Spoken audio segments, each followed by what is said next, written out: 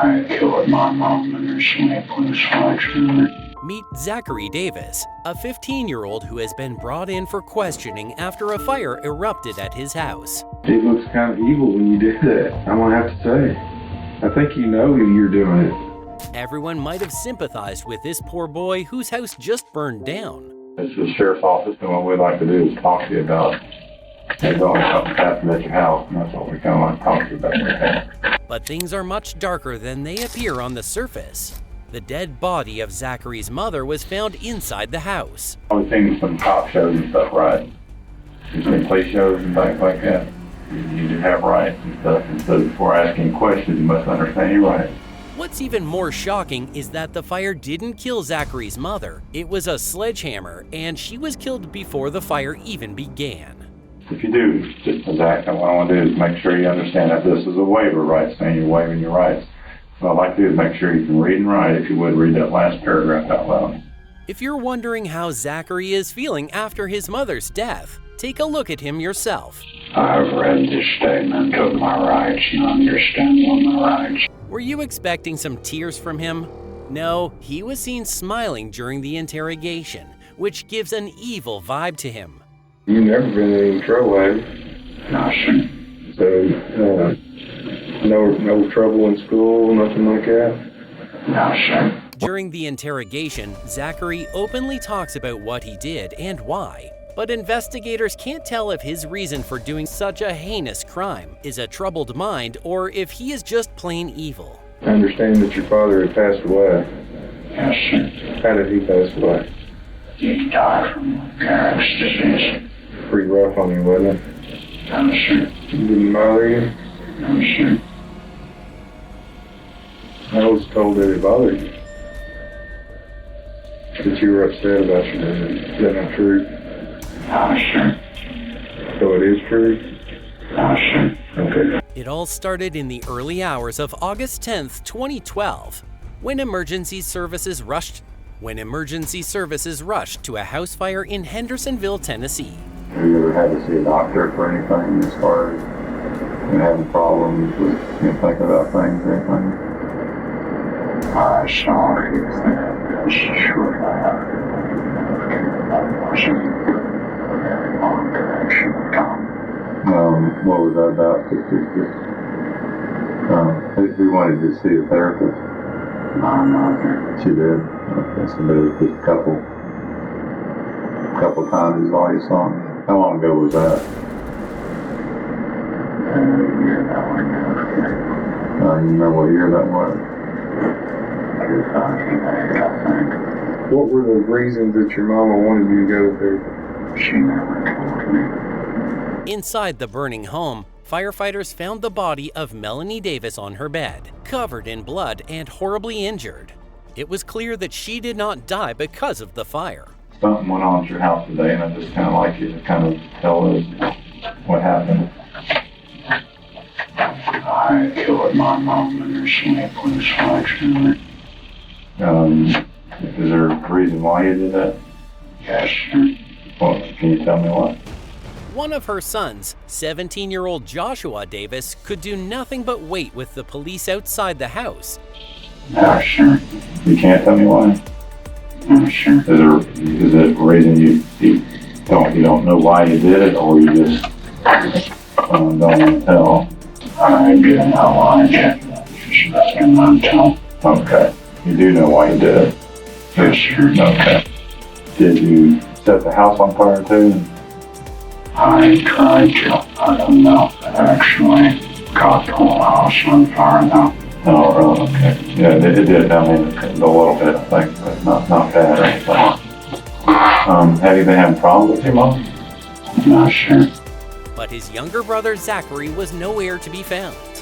4 hours later, police found 15-year-old Zachary Davis walking alone, seemingly trying to leave town.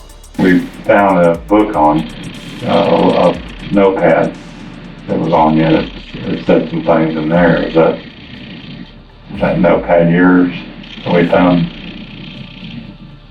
It talks about your mom and about. Yes, sir. And that's what's so important about this. I mean, we want to understand what, like I said, you don't have to tell us if you don't want to, but we want to understand, what happened. That's important. I know it could be kind of scary to talk about, but. Would you feel more comfortable if there was just one person in the room? I don't mind having 2 people here. Okay. Sure. Yes, sir. And like I said, like I told you in your rights, you don't have to tell us if you don't want to. It's very important though that, something like this that happens, there's usually a reason for it. And, that's what we want to know, if there's a reason. This is your time to tell us, why that happened. I'd rather not, sir.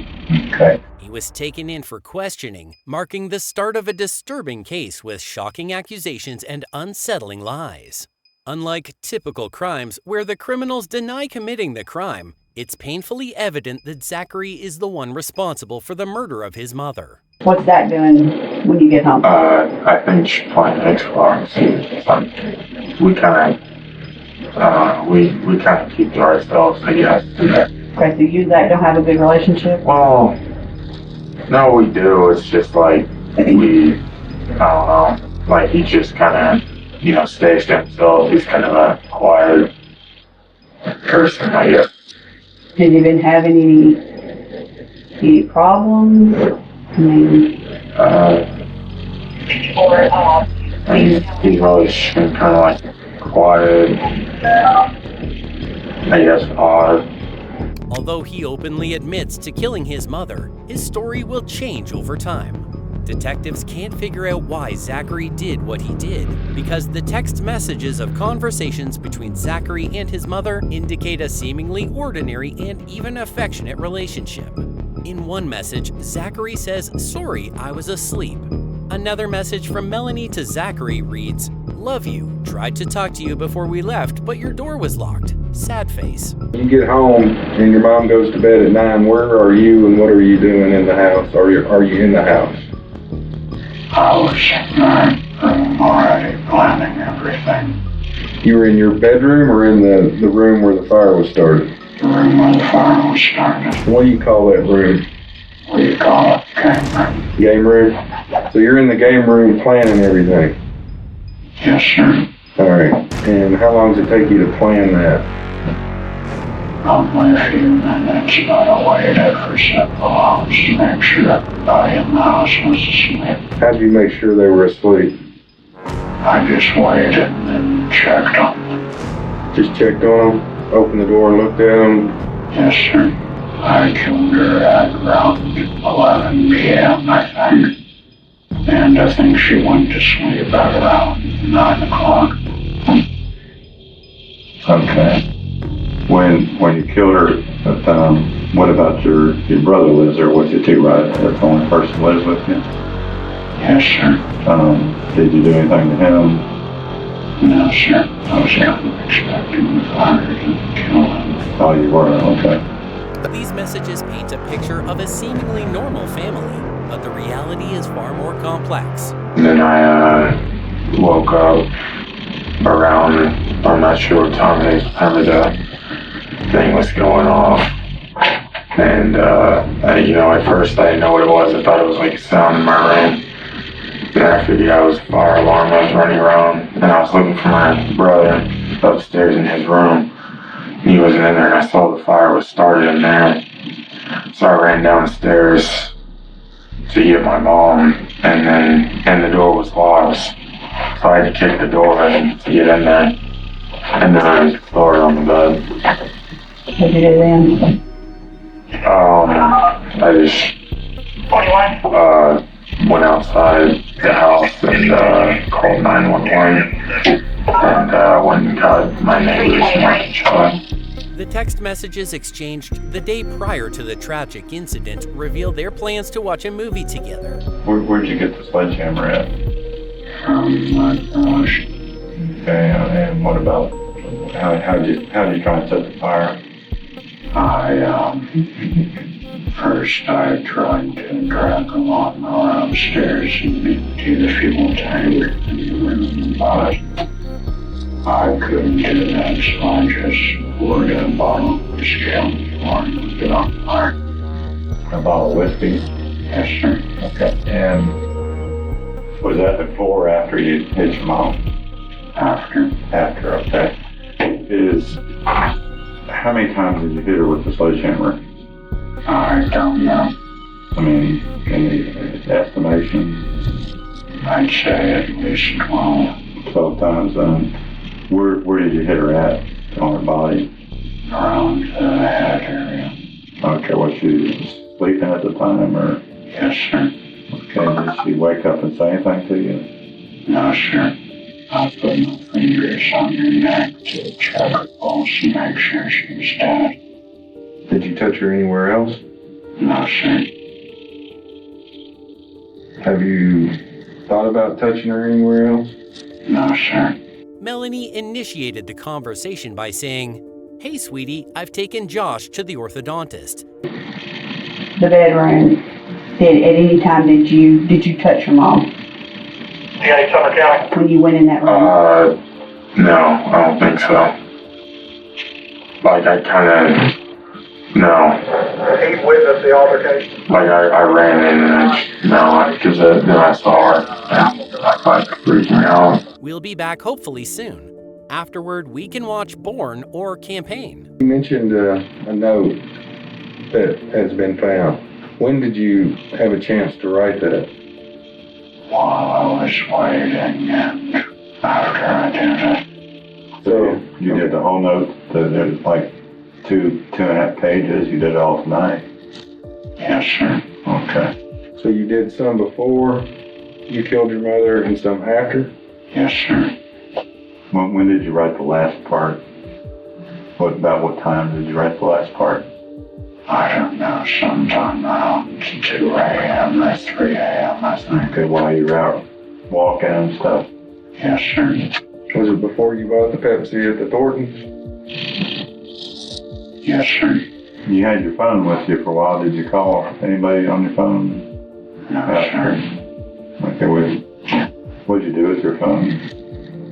I didn't do anything with it. I didn't even realize it was in the pocket until I left Thornton's. So where's it at now? I threw it in a ditch. Why'd you throw it away? I assumed that I could be tracked for that. Okay. What was your plans as far, I mean, you didn't have any plans on where you're heading to or how, evidently you were trying to escape and trying to get away from police. You don't remember where you're trying to go to. No, sir. You had a backpack, so you had stuff you were just going to walk and just try and get out of the area. Today, I want to see both. Zachary responded, "Sounds good. Josh is back in, but we might need to pick him up at Ryan's house." The final message Melanie sent to Zachary before her passing was, So why is the knife outside? I was trying to put it into my backpack and then the fire alarm started and I just ran out. What were you going to use that knife for?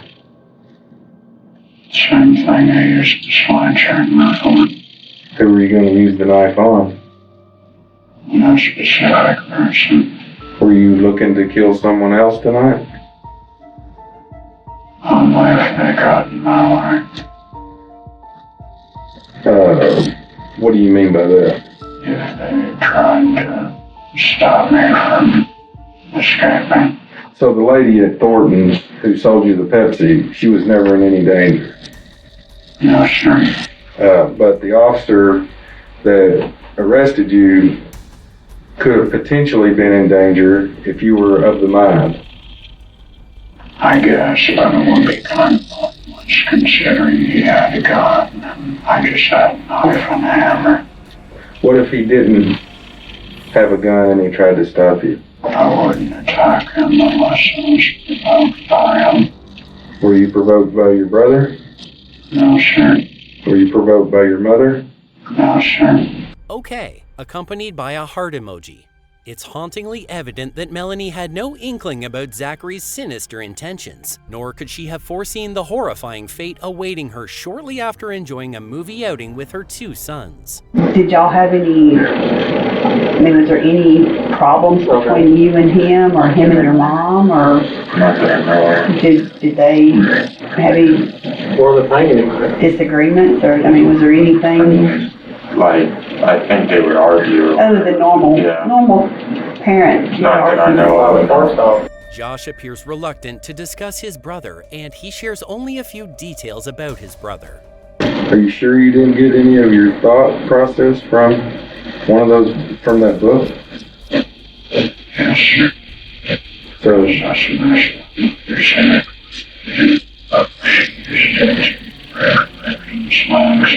so do you think, so you're saying there's no, that's strictly coincidence? Yeah, sure. So you didn't draw any kind of thought process from the book Misery as to how you killed your mother? No, sure. Zach, we've been doing this a long time, and I mean, sledgehammer is a very unusual weapon to kill somebody with. So that's why he and I are asking that question, why a sledgehammer? I was just denied, but I was working at that in this vital area. Did you have any other type of weapons in the house that you thought about using? Something about using a claw hammer. A claw hammer? Yes, sir. I mean, you don't remember feeling anything? Did you cry? No, sir. Were you screaming when you were hitting her? No, sir. Did you say anything to her before you hit her? No, sir. Did you love your mother?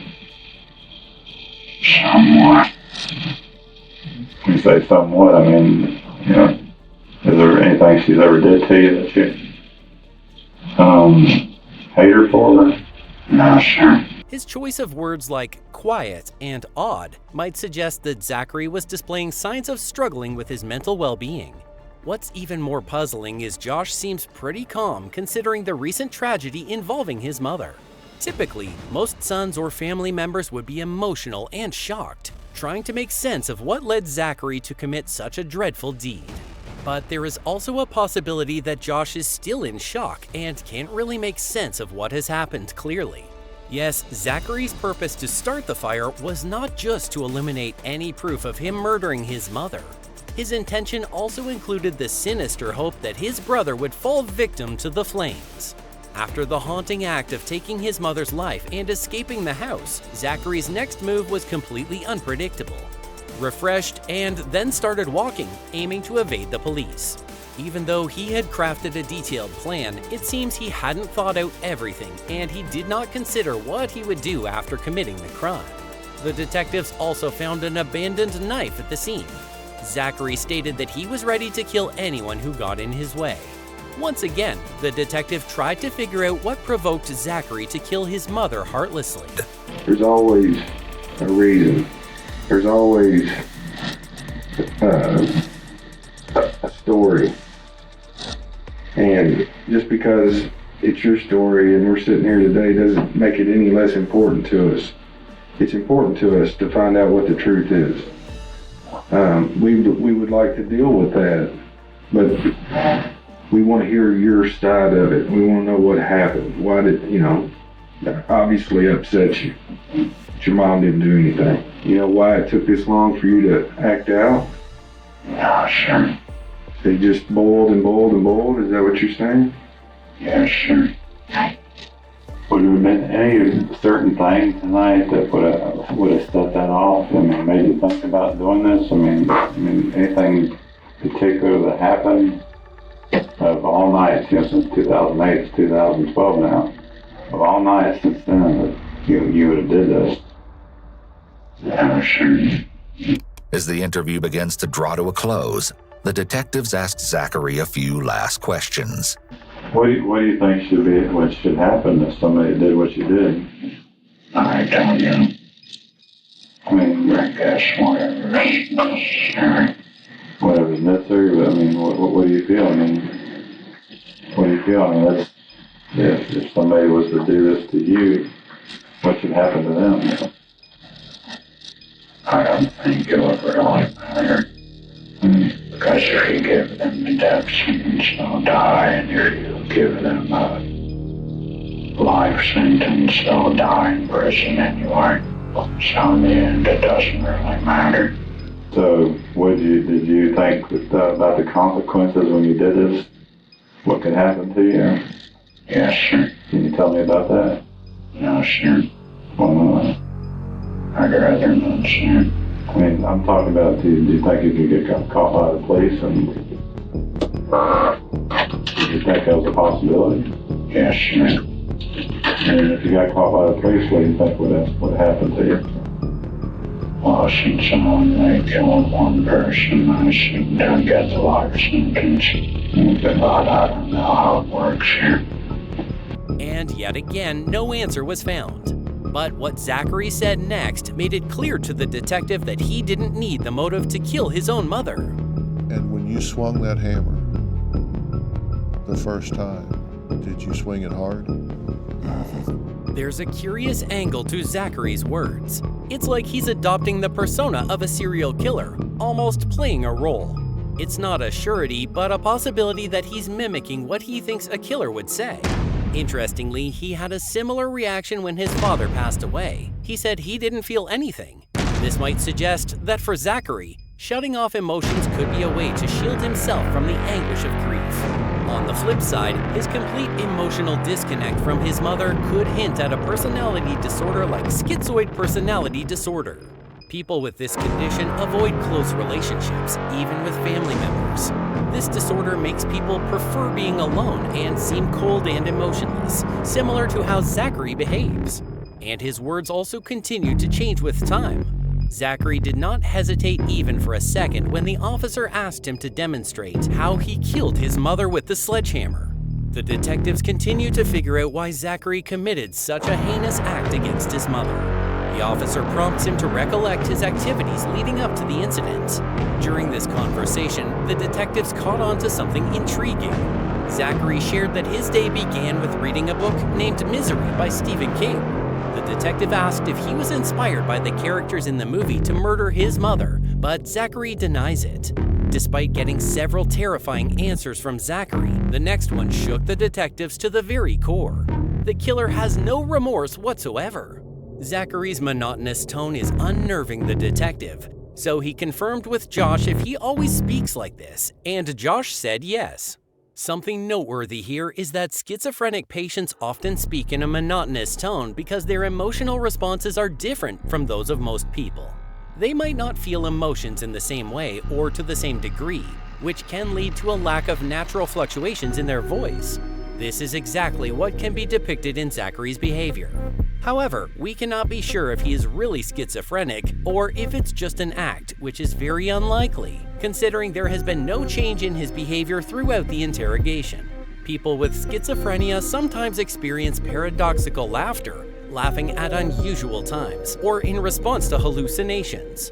However, during the interrogation, Zachary hasn't displayed inappropriate laughter. It's possible he's trying to depict himself as a villain, influenced by all the crime novels he's read. Detectives continue to work to understand Zachary's motives for killing his mother and wanting to harm his brother. Zachary was not revealing anything, but then he shocked them by accusing a family member of assaulting him years ago. However, no evidence supports these claims and they remain unproven. The detectives found a notebook in the house that survived the fire. In that notebook, Zachary wrote, "I was raped by him that day and I've been planning to kill him ever since." Zachary's idea of being assaulted might have been a delusion. People with schizophrenia can have delusions, which are strong, false beliefs with no basis. Before the detectives ended the question, Zachary did something very unsettling. After being questioned, Zachary underwent evaluations by psychologists and mental health experts. One of the experts stated that they believed that when he committed the crime, he lacked the mental capacity for premeditation due to his schizophrenia and depressive disorder. Do you always look at people through your eyebrows? I don't know. You've been doing it all morning. Do you do that? Is Is that a habit, or is that something that you're just started to do? I guess it's a habit. I've never really noticed. You never really noticed? No, sir. Nobody's ever said anything to you about it? No, sir. Why'd you giggle? I mean, you don't know that you do that right there? No, sir. Okay. I'm not picking on you, I'm just... It looks kind of evil when you do that, I'm gonna have to say. I think you know you're doing it. And you're smiling about it, so I think you're pretty aware of what you're doing. No, I didn't realize I was doing it. Yeah, you did. Zachary changed his story and said to the doctor that he hurt his deceased father, who told him to kill his mother. When he appeared on the Dr. Phil show, Zachary again changed the story and said that he killed his mother because she didn't care for the family. In court, he shocked everyone when he said, "I didn't do it," and shifted the blame to his brother, claiming that Josh was the one who killed his mother. Despite his evolving stories, evidence pointed out that Zachary had done the planning for the murder. During the trial, his attorney tried to declare him mentally unfit. The jury ultimately found Zachary guilty of first-degree murder, attempted murder of his brother, and arson. He received a 71-year prison sentence, possibly eligible for parole after 51 years. Even today, there's a lingering curiosity about whether Zachary had secret dreams of becoming a serial killer.